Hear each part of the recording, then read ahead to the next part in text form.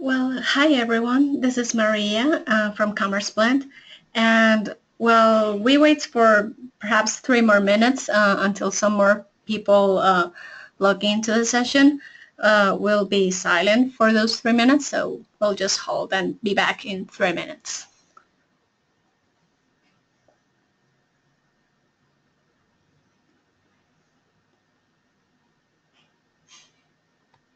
La emisión está comenzando. Todos los asistentes están en modo de solo escucha.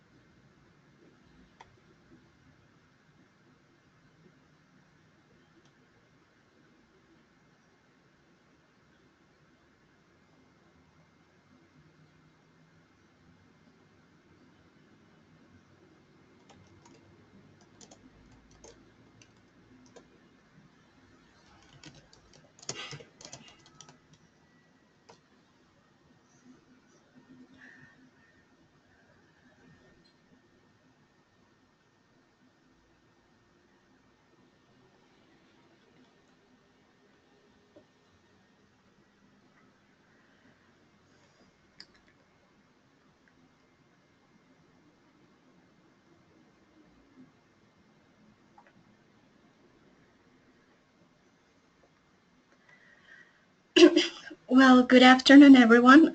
As I was saying, I'm Maria from CommerceBlend, and I'd like to welcome you all to our webinar, Getting Started with Personalization. For those unfamiliar with the brand, CommerceBlend is an online community for e-commerce merchants who aim to look for vetted advice into how to grow their online businesses. As for today, we decided to work collaboratively with two of our community partners to illustrate how not to be intimidated by this trend, which foresees to be among the top 10 for competitiveness within the e-commerce industry during this year. Also, recall that this session will be recorded and sent over to all registrants, so you don't need to take any notes. And as the speakers go through their presentation, feel free to type any questions in the chat window so we respond to that by the end in the Q&A session. So, sorry about that. That being said, I'd like to introduce today's speakers. First, we have Daniel Townsend and Gene Ferriter from the Plum Tree Group, an e-commerce agency that has been in the market for over 10 years and which helps companies design, create, and bring to market products, services, and experiences across digital and traditional channels. Second, we have Meni Morim from Findify, a company that delivers a complete personalization solution for e-commerce, powered by machine learning and artificial intelligence. Some of their feature solutions are personalized search, recommendations, and category navigation, all through one simple integration for various e-commerce platforms. So on today's agenda, we have 4 main to discuss. First, why personalization matters. Second, where merchants struggle with personalization. 3, the 3 big wins that any merchant can do today. And 4, the steps to scale personalization. Now, as a matter of fact, and to facilitate execution on the advice that our speakers will provide later on, CommerceBlend has put together an ebook that tells which are the 4 steps you should follow to go from beginner to pro while executing personalization in your company. Other content resources that will help you to frame each of these 4 steps. And finally, some suggested tools to collect input data and process data in real time, among others. Right now, I'll put here in the chat window the link for the ebook for those who are willing to download it right now. And as we do that, in short, If you decide to download this ebook today, you'll know how to climb to the top. Because the fact is that nowadays, even though all the ecosystem that revolves around e-commerce is aware of the goal behind personalized experiences and recommendations, there's a huge gap between what brands are delivering and what customers expect to get at the pace they expect to get it.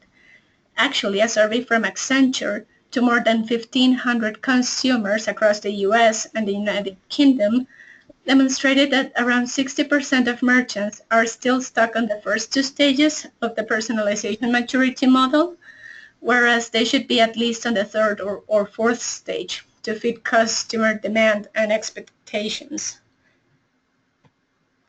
Now, to get started with section 1, why personalization matters, I'll hand off to Gene Ferriter. So, Gene, the stage is yours.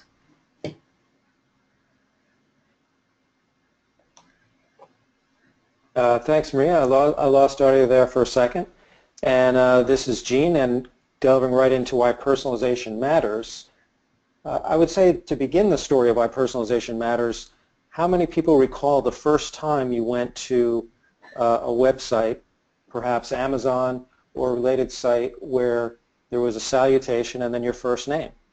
And I recall the first time doing it, "Hi Gene," when I go to a website, and I felt instantly this odd sensation as though the website cared about me, at least to a small degree. And so the reason personalization matters is because it forges some kind of emotional connection with the brand right away. And if you go to the next slide, Maria, you can see that it's not just when you arrive at a website. There's the entire customer journey that can be considered, where there are opportunities for touch points in so many locations along the journey. Whether it's someone who's a new visitor that's coming to your site for the first time, and you provide certain kinds of personalized messages to them that would be maybe very different than someone who's a repeat customer that's coming back to make their third or fourth purchase. And you can get very, very nuanced in segmenting the personalization. There are people that are category browsers that literally will come to a website and only look at category pages.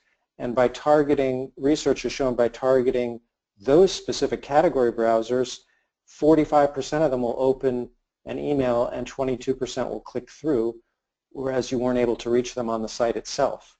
So whether it's connecting with someone on the site by greeting them, connecting with them, those that have abandoned a cart, which across industries, 2/3 of all carts are abandoned.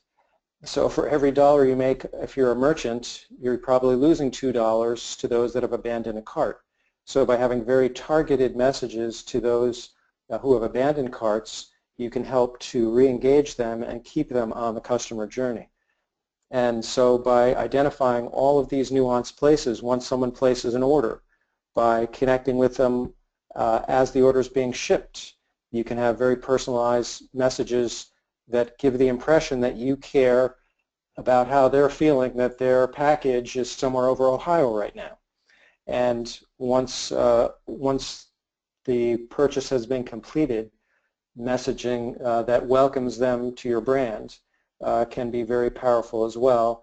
And also at that point, by perhaps cross-selling and upselling, you can engage them again for other purchases. So there are so many opportunities along the customer journey for engaging in a personalized way with customers. And as Maria pointed out on the previous slide, since about 60% of merchants are still not doing this very effectively, perhaps a way to conceptualize the whole journey is think, what would a person do? If they were dealing directly with a person, how would that person connect with them, keep them engaged, and ultimately make it feel like you're not just getting a message, but you're actually beginning a relationship with this person.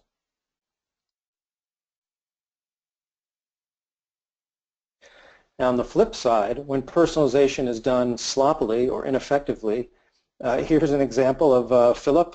"Oh, Groupon, you know me so well. Thank you for the push notification. Almost missed this one." Now obviously there's a tinge of sarcasm there because I don't think Philip, in this particular case, is very inspired by the Parisian-inspired lingerie. So by targeting the wrong message to the wrong person, it reflects poorly on your brand, and you quickly will lose trust in your customers. And perhaps a simple way to understand effective personalization in general is you want to deliver the right message at the right time to the right person. A very simple way to understand the whole concept. We go on to the next slide. You can see that personalization is not just creating a better user experience, but actually creates much higher conversion rates. 19 to 25% is very common for what we're seeing. And part of this is you can see it translate through, say, personalized emails, which have been shown to be 5 to 6 times more effective than when you just send out bulk emails. And another effective way of looking at how it translates into sales is through location. If you can go back to the previous slide for just one sec. For location, which is a form of personalization, where are you right now? About 2/3 of young adults are very willing to share their location. And an example of this working well for a merchant, Edmunds.com recently discovered that about 1 out of 7 of their mobile users were always within 600 feet of one of their dealerships.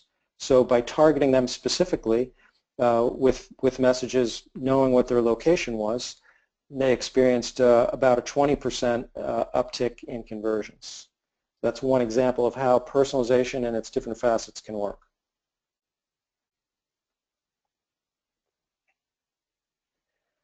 Now actually more than half of consumers would consider ending their relationship with a retailer if they're not given tailor-made experiences.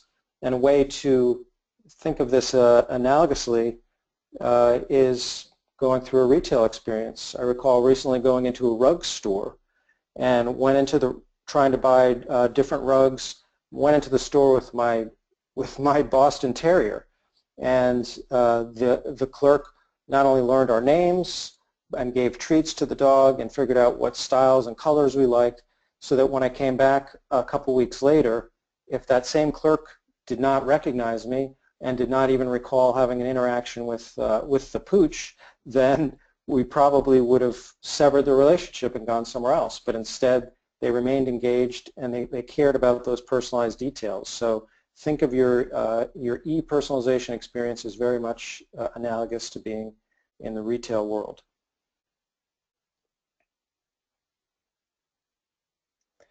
And nearly 60% of consumers are more likely to make a purchase when a retailer makes recommendations based on past purchases. And again, going to that, in reflecting on early experiences online, I recall the first time, and it was on Amazon, that I purchased a book and then another book was recommended that was so similar, and it was something that immediately jumped out at me. And I'm sure many of us have had that experience. It almost felt like not only do they care about you because you got the salutation, but they know you a little bit because of your past preferences and order history. So that experience, again, creates that deep emotional bond that merchants are looking for in order to engage your customers and have them become loyal long-term customers.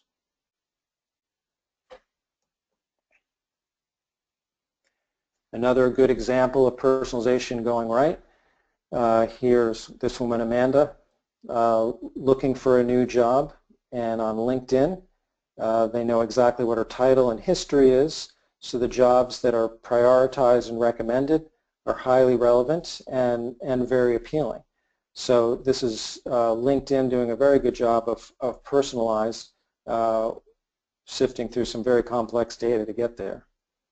Looking at another option for Amanda, she happens to love historic dramas, and so Netflix does not hesitate to find other shows, other movies that are very much in her genre, and even closer than just genre, but something that has more kindred connections.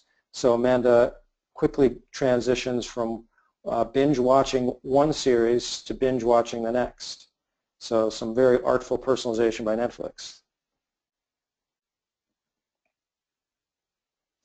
Here's an instance of this gentleman named Justin who goes to the Nixon Quad site, which happens to be his favorite brand, and here personalization really gets the trifecta with him.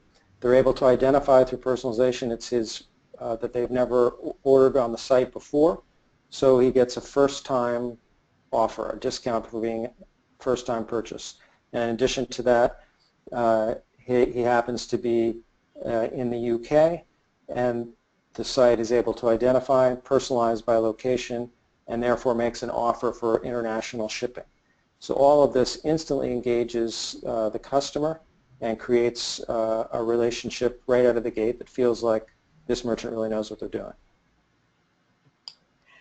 Well, thanks, Gene, for providing these real-life examples of good and bad personalization. Definitely this brings a lot of self-examination of whether you're actually doing your homework as an e-commerce marketer. And even so, if you're given the right direction to the relationships you're fostering with other stakeholders, right? So now I guess it's a good timing to introduce section 2, where merchants struggle with personalization.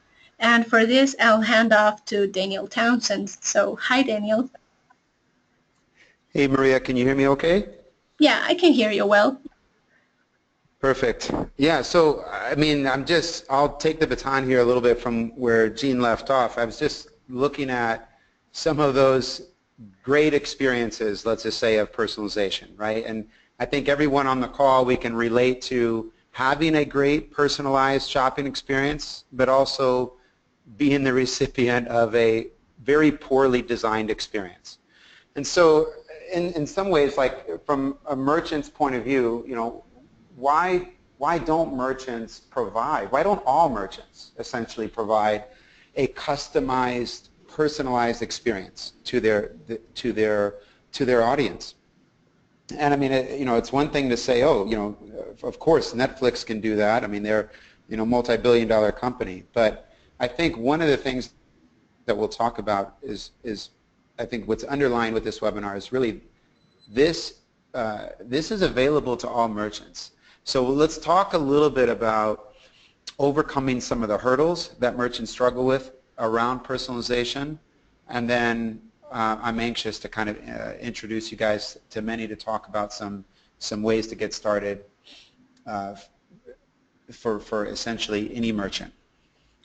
So in our experience as an agency, we work with hundreds of clients, and so what our experience has taught us is that merchants typically struggle in 3 areas as it relates to personalization, as well as adopting, honestly, a lot of the up-and-coming trends that you're seeing today around e-commerce.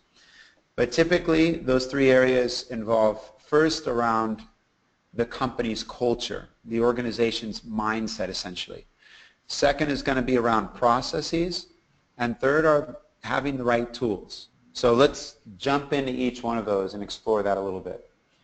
When we think about culture, this, you know, it's often thought that personalization is the job of the marketer, right? And so, you know, that's marketing's responsibility to provide these personalized shopping experiences. But that's not what leading organizations, that's not the way they approach it.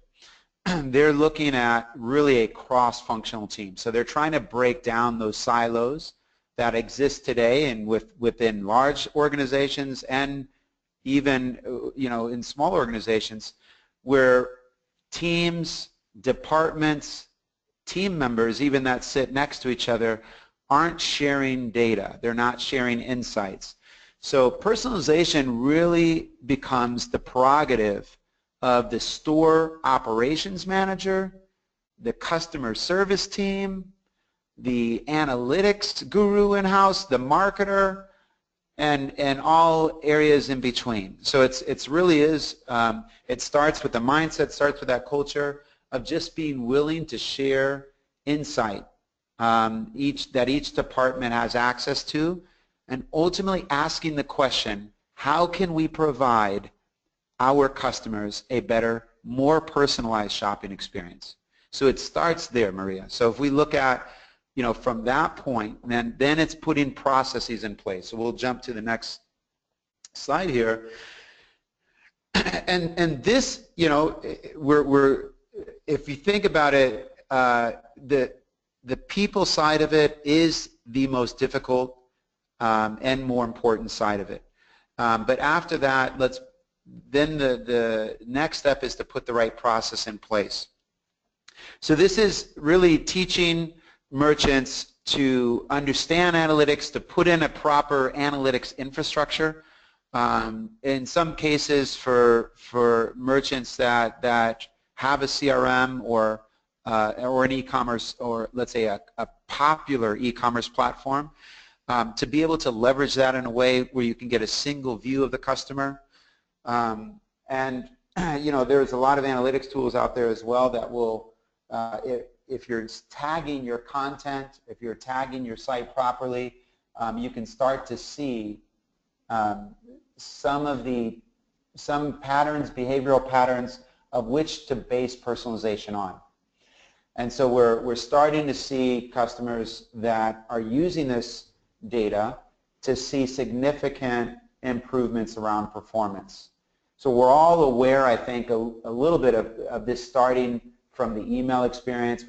I think it's a no-brainer, right, that the more that we segment and personalize emails, we're going to see higher click-through rates and engagement rates. But when that starts to get onto your website, which is going to see 10 times more traffic than your email channel, you know, that's where the gains start to become even more significant. So I think one, as you can see kind of in this slide, this is one of the tools that essentially we use, but what it helps us do is get a sense of a single view of that customer. And one of the exercises that we challenge merchants with is to get people from your respective departments, customer service, marketing, to store operations, get them in a room, share some of that data, and just ask the question, how can we provide a better shopping experience to our customers today?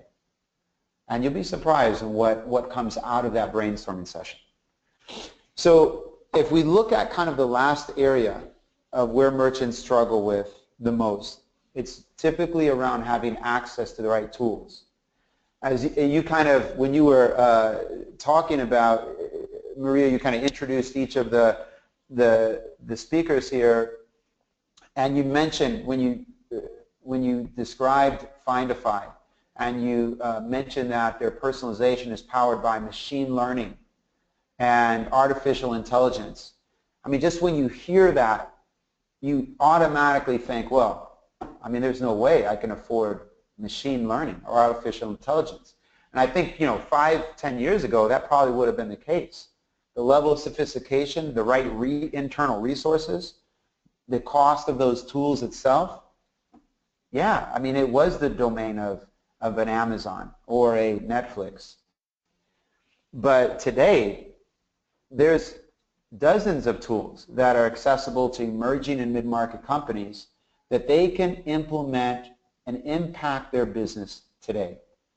I think this is a good segue right now just to introduce Findify, because we're excited about working with them. And they've worked with over 1,000 different merchants and helping those merchants create a more personalized shopping experience, starting with some of the most important but fundamental areas of the site experience.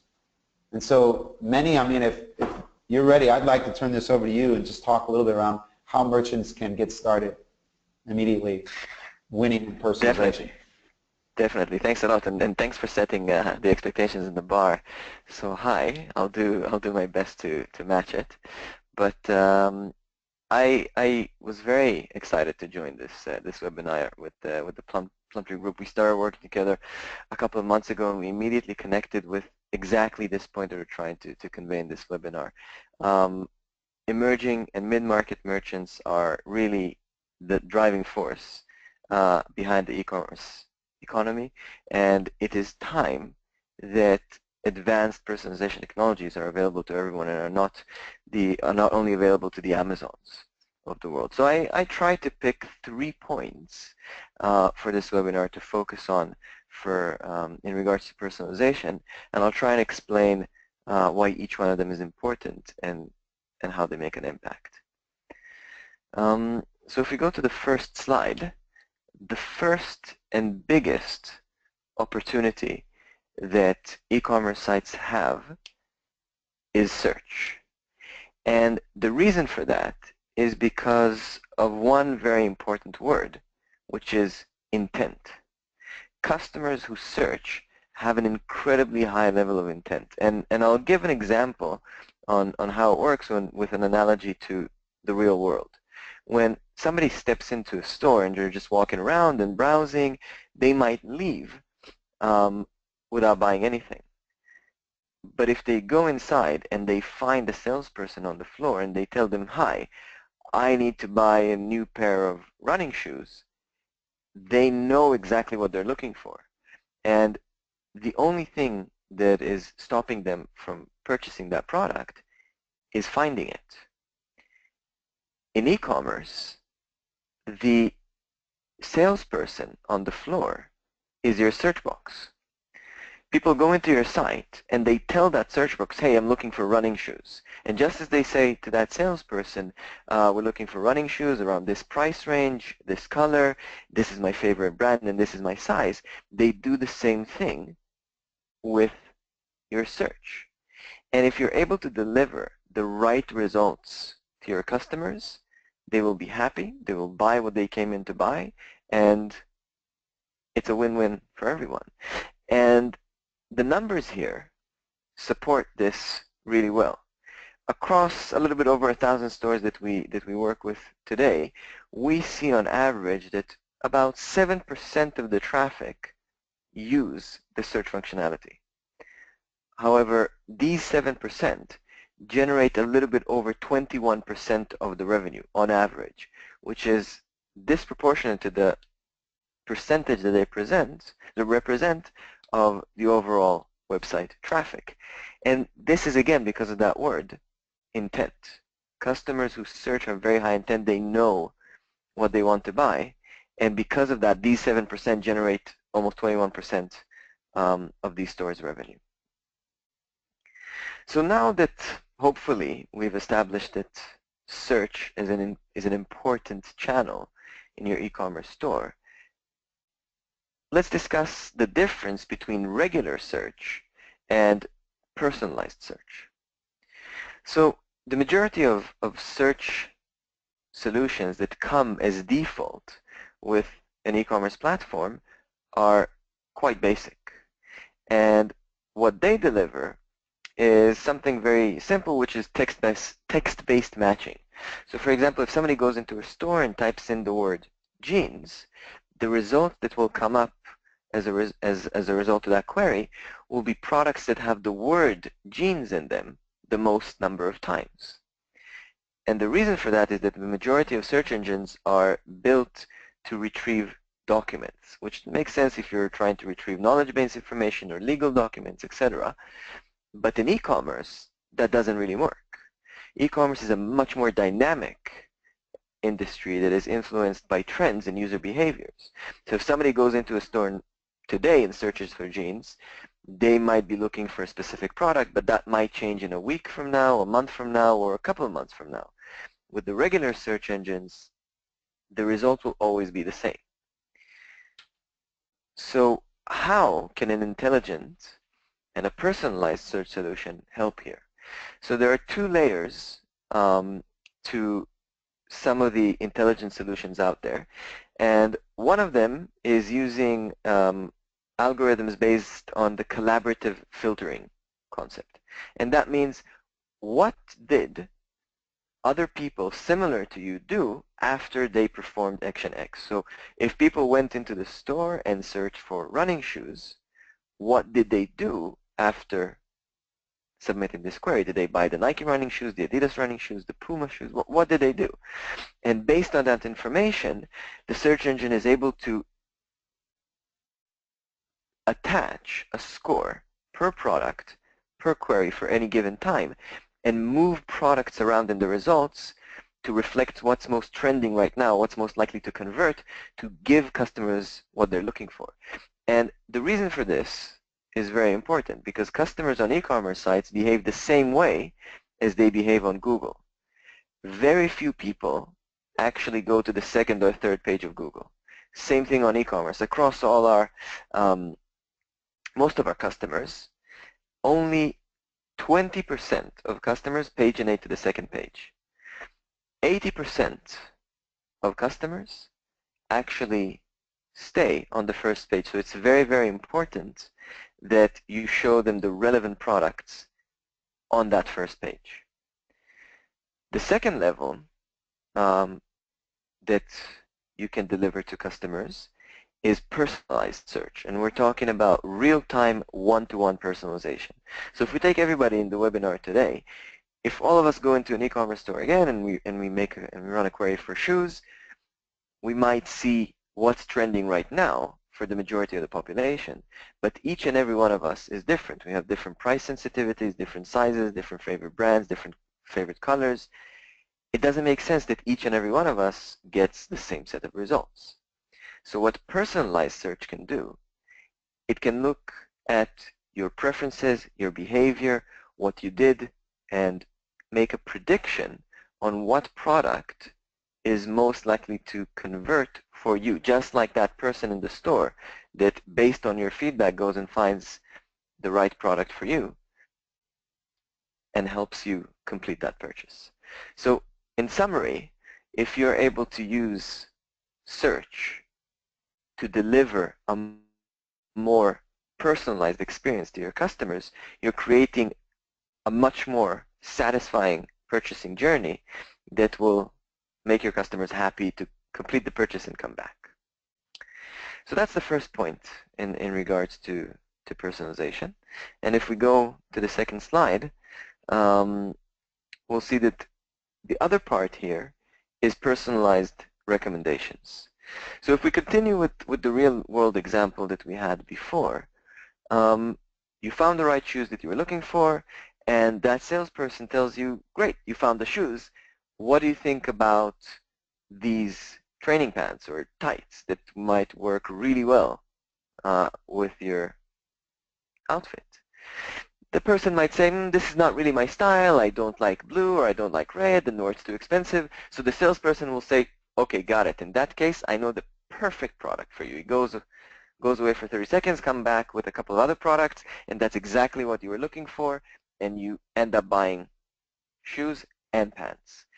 And there's a very simple reason why that process was successful, and that's because that salesperson was human.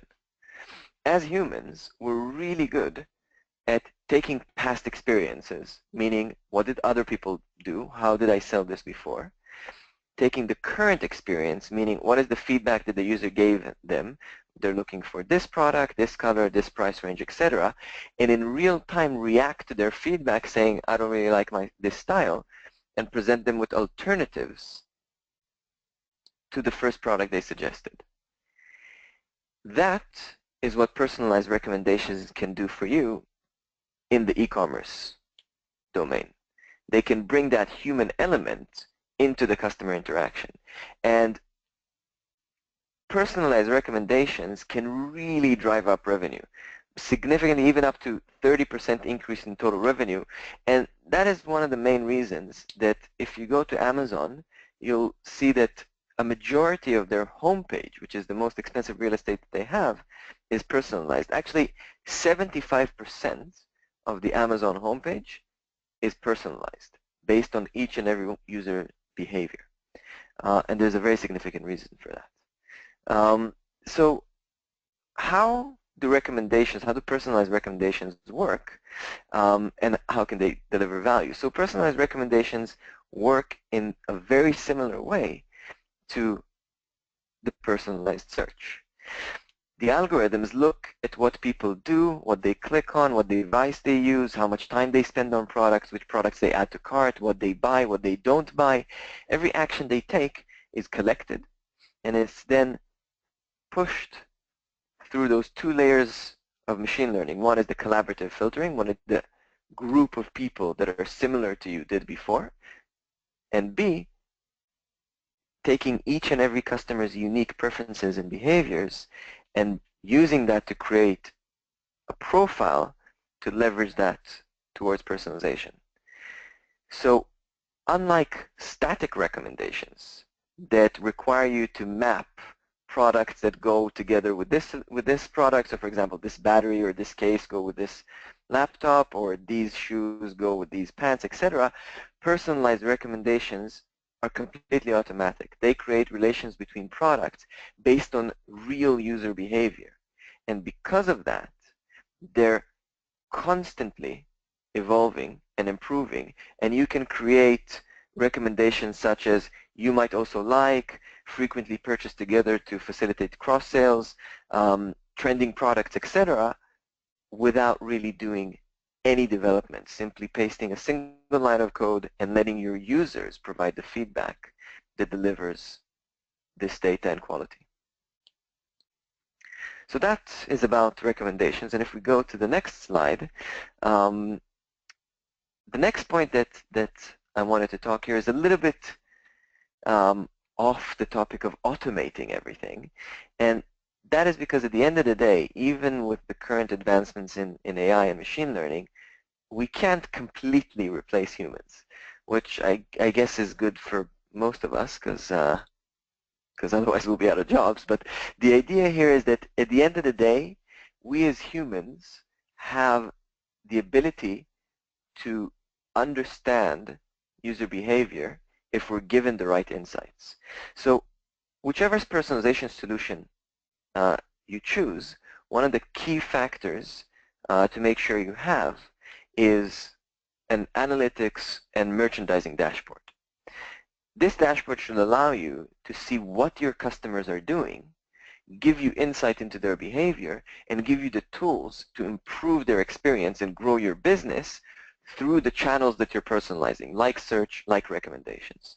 So I'll take another example from the real world, where again we're talking about the same store, and the same salesperson sees quite a few people a day, and within a certain period, 20, 30 people come into the store and say, hey, we're looking for these new Adidas runners that were just released. And that salesperson will say, sorry, I don't really have those, but I have something else to recommend for you, because he knows how to recommend certain products based on past behavior, but nothing converts.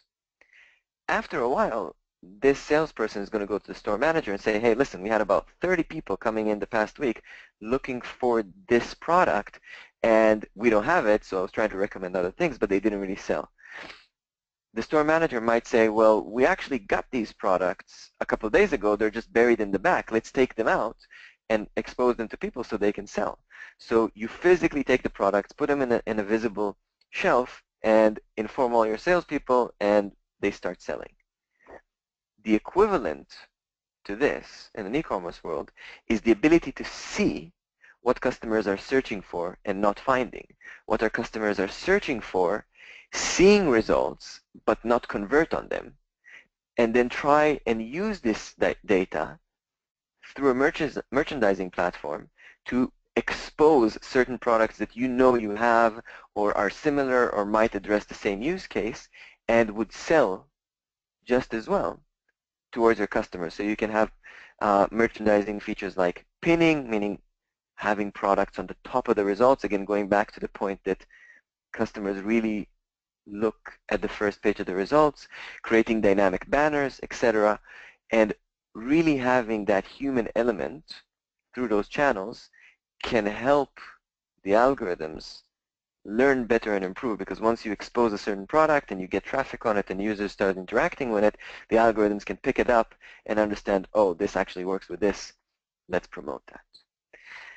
So to summarize these 3 points, personalized search and recommendations combined with a well-informed merchandising strategy can really provide an amazing experience to your customers. It can create a situation where your customers feel that your site was built just for them.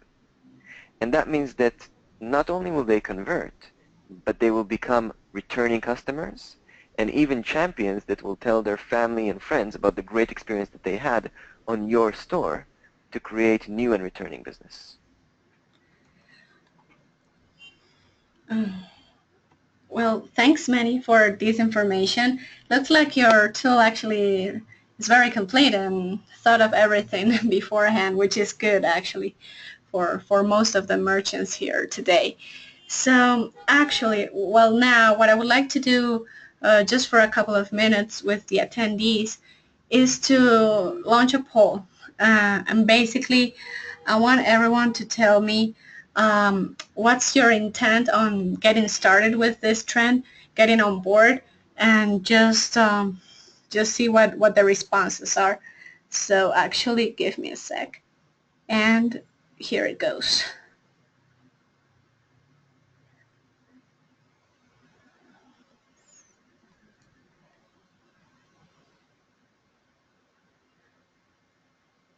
So almost half of attendees have voted. Please, the remaining ones, it will be good to have your opinion on here.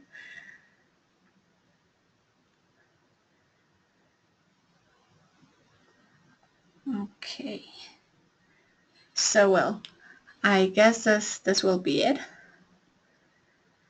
And, well, actually it seems, let's see if we can show here the results. So nearly everyone said yes, they're willing to get started on personalization, so that's good. We hope you found this information useful. And before finishing the presentation, just remember you can download our ebook, 4 Steps to Personalization, making it to the top. As I was telling you, it basically provides you the 4 steps that you can follow to start scaling on each of the 5 stages to fully adopt this trend and capitalize on it. It contains at the very least 2 additional resources that you can frame as your that you can use, as you're executing, as well as some tools that you can use as well to automate processes, recommend products, apply self-learning searches, Meni was saying. So yes. Also, it seems like from some of the key takeaways of this presentation, and this is something I would like to have like a bi-directional conversation with the speakers here. So first thing here, Daniel, you were mentioning that the teams and the culture within a company could be among one of the struggles that nowadays merchants are facing to adopt personalization, right? So I would like you to expand on exactly which capabilities should everyone assess for both team members and partners, just to make sure like I'm counting with the right resources. Yeah, good question. I think there's going to be some nuances for each merchant, but if I were to choose, let's say, one capability to sort of invest in the foreseeable future would probably be analytics. So if you think about it, analytics becomes part of the language that different teams are going to need to communicate with and in. So the store department sharing, POS data, the customer service team being able to read and interpret data around that they're seeing from their ticketing system or from their CRM platform. The e-commerce manager being able to, look at things like site search or, store analytics, the merchandising team being able to kind of share data around, products that are top-selling products or products that are high margin or often bundled together with other products. So being able to understand data, I would say analytics would be the capability that I would encourage, merchants to invest in. Okay, thank you for that answer. I actually think it makes a lot of sense, actually. And for example, just as a personal advice, I'd consider that for those businesses who perhaps are more brick and mortar predominantly, it's not like there's no way of getting started with this. Actually, there are many businesses who, by using QR codes or coupons or items like this, they can have some traction of the transactions they have in store. And yes, just by using data, collecting the right data, you can use that as one of your most valuable assets to personalize all the experience as much as you can. So good point on that, Daniel. Now there's also another question which I'm pretty sure most merchants, have out there, and I'm pretty sure this will be useful. Perhaps Gene, you can help me on that. What is the difference between personalization and customization? I know many people kind of confuse the term, or might even think they're the same thing. No, I think it's there's a fine distinction, and that's a really excellent question, Maria. I think a good way to illustrate the difference between customization and personalization would be oddly to think of Burger King. They had a motto for many years, have it your way, and the idea is you would go in and you'd specify exactly what you wanted on your burger. And so when a customer asks for something specific and you deliver that exact specificity, that's customization. Customizing, you're giving nothing more, nothing less, exactly what they're asking for that's off the menu. Then personalization goes at least one step further. So personalization might be the kind of thing, if somebody ordered the burger, you might typically say, do you want fries and a shake with that? But perhaps this person, if you had enough data on their order history, discover that they never order fries or a shake, but they always get a piece of pie to go with it. And in fact, they only get lemon meringue pie. I don't think Burger King has that, but I'm just extending the analogy here. So personalization might be, do you want a slice of lemon meringue pie for dessert? And so in that scenario, perhaps they have memories of their youth of having lemon meringue pie from their grandmother. So you're delivering just the right message at the right time to the right person on the heels of a customized request. So personalization is customization plus, and it could be construed as somewhat of an annoyance unless it's very well targeted. So you have to be very clear in your data, your analytics, and your recommendations. But if you are, personalization is an incredibly powerful tool, as we've shown throughout today's webinar. Well, thank you, Gene. Great answer on that. Now, I'm wondering if any of the current attendees wants to just throw a question to any of our speakers. This could be a good time to do so. So I'll just wait a little minute just to see if any new question comes in.